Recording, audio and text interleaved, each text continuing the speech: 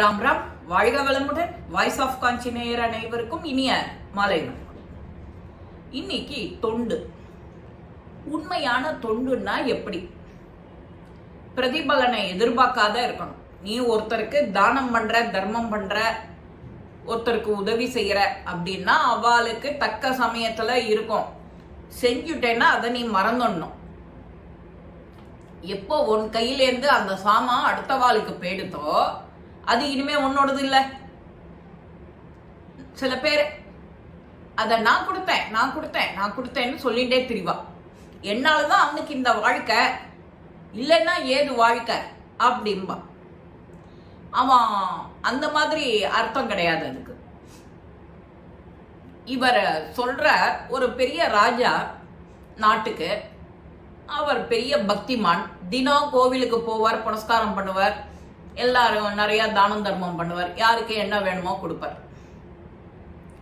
நல்ல மனசுதான். கோவிலுக்குள்ள போயிட்டு வரும்போது, வெளியில வரும்போது ஒரு பெரிய முனிவர் முனிவர் ஒரு பெரிய தொண்டு செய்கிற இன்னொரு ஆசாமி, அவர் அந்த வாசல்ல இந்த பிச்சையெல்லாம் எடுத்துட்டு இருப்பார்ல, அந்த மாதிரி உட்கார்ந்துருக்கிற கூட்டத்தில் உட்காராம இவர் இந்த உள் மண்டபத்துல உட்கார்ந்துருக்கார். இவருக்கும் நிறைய உடம்பு முழுக்க வஸ்திரம் கிடையாது, தியானத்துல இருக்கார். அங்க கோவிலுக்கு வரவாளுக்கு நல்ல காரியங்களை சொல்லுவார், நல்லதை செய்வார். எல்லாரும் அவகிட்ட உட்காந்து பேசுவா. ஒரு 5 நிமிஷமான்னு பேசிட்டு போவா. அவர் யோகத்துல இல்லை அப்படின்னா. இது அன்றாட வாடிக்கையா இருந்தது. இவரை ராஜா பார்த்தார். அவருக்கு ஒரு விழுந்து ஒரு நமஸ்காரத்தை பண்ணிட்டு, ஒரு தன்கிட்ட இருந்த ஒரு பெரிய ஆபரணமான வைர வைடூரியத்துல ஒசந்தது மாணிக்கத்துல ஒரு மாலைய அவருக்கு பரிசா கழுத்துல போடுற.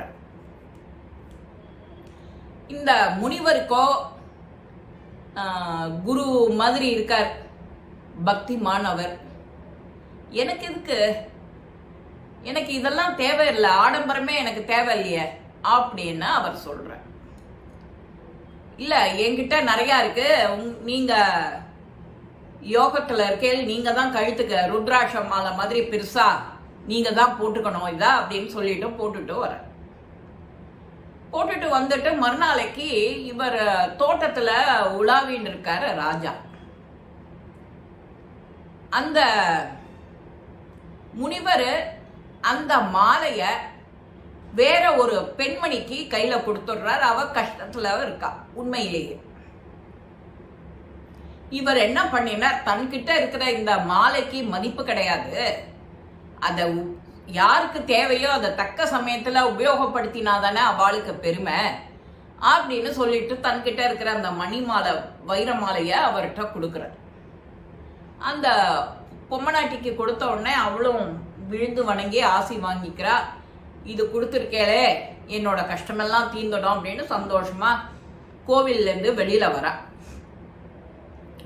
இவரோட அரண்மனையில அந்த தோட்டத்துல மாடத்துல நீச்சல் குளம் இருக்கும் இல்லையா, அரசர் ராஜா அப்படின்னா, அந்த மாதிரி இடத்துல டி உலாவின்னு இருக்கார். இந்த அம்மா கழுத்துல இந்த மாலையை பார்த்த உடனே ராஜாக்கு கோபம். நேத்திக்கு நாம ஒரு பெரிய மகானை பார்த்து நாம கொடுத்த இந்த மாலைன்னா வைர மாலை, எவ்வளவு வசதியான மாலை அது. அந்த மாலையை இந்த அம்மா கழுத்துல எப்படி? உடனே மந்திரிய கூப்பிடுறார். அந்த வாசல்ல போற மணிமாலை போட்டுன்னு போற அம்மாவுக்கு இழுத்துட்டு வா அப்படி. அவளும் விழுந்து கும்பிடுறேங்க எஜமா அப்படின்னு சொல்லிட்டோ, உன் கழுத்துல இருக்கே இந்த வைரமாலை யார் கொடுத்தா, எப்படி கிடைச்சது உனக்கு? நேற்றுக்கு கோவிலுக்கு போனேன், என்னோட கஷ்டத்தை சொல்லி புலம்பினேன் பகவான் கிட்ட. அங்க இருந்த சாமியார் முனிவர் அவர்தான் இந்தா இது எனக்கு தேவையில்லை அப்படின்னு சொல்லிட்டு கொடுத்தார் என்கிட்ட.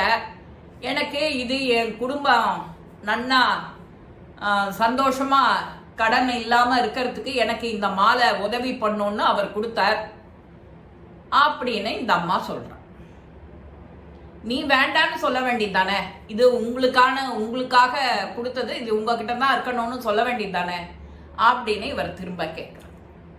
இல்ல, அவர் கொடுத்தார், நான் வாங்கிட்டேன், எனக்கு கஷ்ட காலம், அதனால நான் என்னோட கஷ்டத்தை நிவர்த்திக்கிறதுக்காக அதை வாங்கிட்டேன் அப்படின்னு சொல்றான். இவர் உடனே அந்த முனிவரையும் அழைச்சிட்டு வா அப்படிங்கிறார். கோவிலுக்கு போய் அந்த முனிவரையும் அழைச்சிட்டு வர சொல்றா. 2 பேருக்கும் பஞ்சாயத்து நடக்கிறது. அவரை கேட்கிறார், ராஜா கேட்கிறார் முனிவர்கிட்ட, நீங்க ஏன் உங்ககிட்ட, உங்களுக்கு தானே நான் வைரமாலை கொடுத்தேன், நீங்க எதுக்கு அந்த பொம்மநாட்டிக்கு கொடுத்தேன்? இல்ல, உண்மையான கஷ்டம் அவளுக்கு தான், எனக்கு இல்ல, எனக்கு எதுவுமே தேவையில்லை. நீங்க கொடுத்தேன், என்கிட்ட இருக்கிறத விட இவளுக்கிட்ட கொடுத்தா இவளுக்கு கஷ்டங்கள்லாம் தீரும், இவ புலம்பின்னு இருந்தா சுவாமி கிட்ட, அதனால நான் கொடுத்துட்டேன் அப்படின்னு. 2 பேரையும் சிறையில் அட அப்படின்னு உத்தரவு போடுறா. 2 பேரும் சிறைக்கு போய்ட்றான். அன்னைக்கு ராத்திரி கனவுல, ராஜாவோட கனவுல சுவாமி வர்றார். சுவாமி உன்கிட்ட இருக்கிற வைரமாலை, அந்த முனிவருக்கு கொடுத்த வைரமாலை மாதிரி எனக்கு ஒண்ணு கோவிலுக்கு கொண்டு எனக்கு போடு அப்படின்னு. இது கனவா இல்ல அசிரீரியா இல்ல நாம சும்மா பொழுதுபோக்குக்காக கண்டோமான்னு இந்த ராஜாக்கு குழப்பம். நேர கோவிலுக்கு போறார். கோவிலுக்கு போனா அந்த சுவாமி கேட்ட மாதிரி நாமளும் கொடுத்துடுவோம் அப்படின்னுட்டு இவர் கொடுக்கறதுக்கு போறார். அந்த மணிமாலை, வைரமணி மாலை. சுவாமி, எனக்கு எதுக்கு, எனக்கு வேண்டாம், நீ கொடுக்கறது எனக்கு வேண்டாம், நான் கேட்ட வாஸ்தவம் தான். ஏன்னா நீ நேத்திக்கு யாருக்கோ இதே வைரமணி மாலையை கொடுத்த, அவன் இன்னொருத்தருக்கு தானம் கொடுத்தான்னு 2 பேரையும் சிறையில போட்டுட்ட. அதே மாதிரி என்ன எங்கேயான சிறையில போட்டுட்டேன்னா என்ன பண்றது, அதனால எனக்கு அதெல்லாம் வேண்டாம் அப்படிங்கிறாரு. அந்த கடவுள் ராஜா கிட்ட சொல்ற. அப்படியா? அப்பதான் அவருக்கு தெரியறது தான் செஞ்ச தப்பு. ஒருத்தருக்கு ஒரு சாமான கொடுத்தாச்சுன்னா அது உன்னோடது இல்லை, அவரோட இஷ்டப்படி அவர் என்ன வேணா செய்யலாம். நீ தானம் கொடுத்துட்டு வந்ததை திரும்ப உன்னோடுதுன்னு நினைச்சிட்டு உரிமை கொண்டாடிட்டு தானே அவளுக்கு நீ பனிஷ்மெண்ட் கொடுத்த. அது தப்பு. அது எந்த விதத்துல நியாயம்? அது உணர்றதுக்காக தான் நான் உங்ககிட்ட கனவுல இதே மாதிரி மாலை வேணும்னு கேட்டேன். நீ உனக்கு அதெல்லாமே உனக்கு புரியலையே நான் சொல்றது. நான் இதை எங்க போய் சொல்ல, ஒத்தொத்தருக்கும் இந்த மாதிரி நான் பாடம் எடுத்துட்டு இருக்க முடியுமா அப்படின்னு சுவாமி கடவுள் கொஞ்சம் கோபமா அரசன் கிட்ட கடுந்துக்கிறார். உடனே இவரே நேர போய் அரண்மனைக்கு போறார். அந்த ஜெயில் கதவுகளேருந்து திறந்து விட்டு முனிவரையும் அந்த வாசல்ல அந்த நின்ன அந்த இன்னொரு குடிமகள் அந்த அம்மாவையும் விடுவிச்சு, நான் இவருக்கு இந்த வைரமணி மாலை கொடுத்தது வாஸ்தவம் தான், அது தனக்கு தேவையில்லைன்ட்டு உன்கிட்ட கொடுத்துட்டார், அது இனிமே உன்னோடது, உன்னோட பாடு, உன்னோட இஷ்டம், நீ அதை என்ன வேணா பண்ணலாம், எனக்கு அந்த அறிவு கூட இல்லாம போயிடுத்தேன், சுவாமி என் கண்ணை திறந்துட்டார் அப்படின்னு சொல்லிட்டு அவ 2 பேர் காலிலையும் விழுந்து வணங்குறான் அந்த ராஜா. நாமளும் கோவிலுக்கோ யாருக்கு தானம் தர்மம் பண்ணாலும் அதோட வெளிச்சம் தெரியாம இன்னார் உபயம்னு எழுதியிருப்பா டியூப்லைட்ல கோவில்ல. அதெல்லாம் தப்பு. சுவாமி உனக்கிட்ட கொடுத்துருக்கிறது, நீ அதுக்கு ஒரு ட்ரஸ்டி, உன்கிட்ட காசு பணம் கொடுத்துருக்க, இந்த ஜென்மால நீ ஓஹோன்னு இருக்க அப்படின்னா அது உன்னோட அதிர்ஷ்டம். அந்த பணங்காசுக்கு நீ உரிமை கொண்டாட முடியாது. நீ போகும்போது எடுத்துட்டு போறியா? ஒண்ணுமே எடுத்துட்டு போறது இல்லை. அதுக்கு நீ ஒன்லி ட்ரஸ்டி இந்த ஜென்மால, அவ்வளவுதான். உனக்கு இன்னும் எத்தனை ஜென்மா இருக்குன்னு தெரியாது. அடுத்தடுத்த ஜென்மால உன்னோட கஷ்டங்கள் எல்லாம் குறையணும்னா இப்ப நீ அந்த உனக்கு கையின்னு ஒரு பெரிய பொக்கிஷம் ஒன்று கொடுத்துருக்காளே, அந்த பொக்கிஷத்தை வச்சு நிறைய தானம் தர்மம் பண்ண, அப்போ உன்னோட கர்மங்கள்லாம் குறைஞ்சு புண்ணிய கணக்கு அதிகரிக்கும். பகவான் என்ன காரண காரியத்தோட தான் கொடுத்துருக்கான். நமக்கு கை கொடுத்துருக்கான், வாய் கொடுத்துருக்கான், கண்ணு கொடுத்துருக்கான், காது கொடுத்துருக்கான், வாய் கொடுத்துருக்கான்.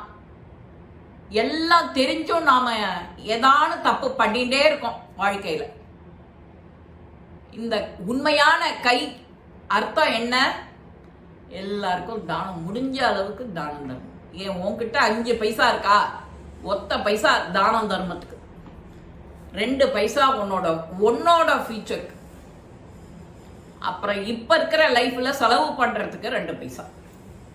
இப்படி பிரிச்சுட்டோம்னா நம்ம வாழ்க்கை என்னைக்கும் சந்தோஷமே. இந்த பதிவு உங்க எல்லாருக்கும் பிடிச்சிருக்கும். லைக் பண்ணுங்க, ஷேர் பண்ணுங்க, பெல் பட்டனை கிளிக் பண்ணுங்க, சப்ஸ்கிரைப் பண்ணுங்க, கமெண்ட்ஸ் பாக்ஸ்ல கமெண்ட்ஸ் போடுங்க. ஸ்ரீ மகாபிரிவா திருவடிகளே சரணம். நல்லதே நடக்கும். ஆனந்தமாய் இருப்போம் நண்பர்களே. வாழ்க வளமுடன்.